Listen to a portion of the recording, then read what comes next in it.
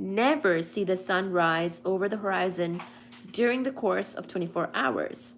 At the time of the winter solstice, around December 21, the situation is reversed. Observers within the Arctic Circle have 24 hours of darkness, while observers within the Antarctic Circle have 24 hours of sunlight. I can personally confirm that this is the case because I was in Antarctica during the Austral Summer and we never saw the sun go down. It is true. It just kind of stays, it just makes a little, what was the line here?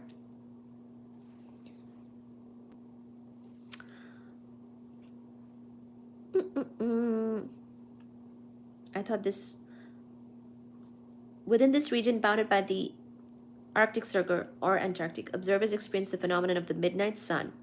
The sun never sets but makes a complete circle in azimuth over 24 hours. So it kind of stays at the same sort of like elevation, but it makes a circle in azimuth and pretty much does not set. So like we would work all day, you know, eat dinner, go to the bars, come out of the bars at like 2 in the morning in Antarctica. There's like 3 bars at McMurdo Station, which is the biggest station in Antarctica, and the sun would still be up. So I've seen my midnight sun and 2 in the morning sun. I'm good, bro. Just relaxing now before bed, watching people go at it in the chat. Goodwill says exactly. Oh yeah, the trolls are maniacs.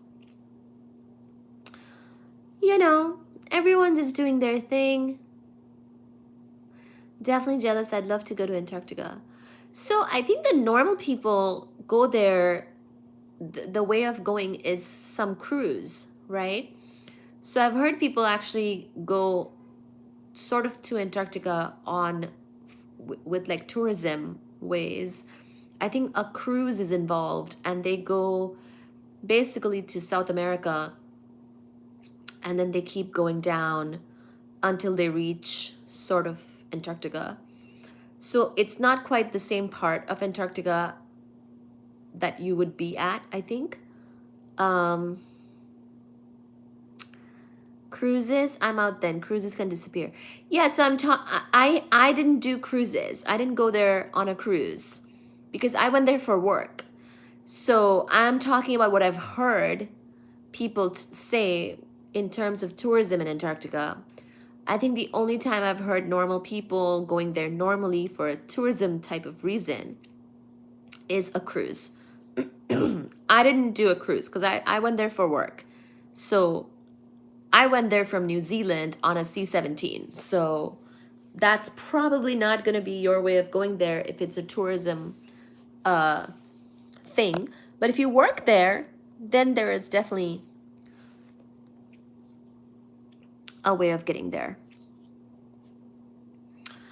What are your thoughts on the existence of aliens from a physics perspective? And did you see anything strange in Antarctica? So I'll just say that, did you know that the people who do like alien research, like people who are looking for life on Mars or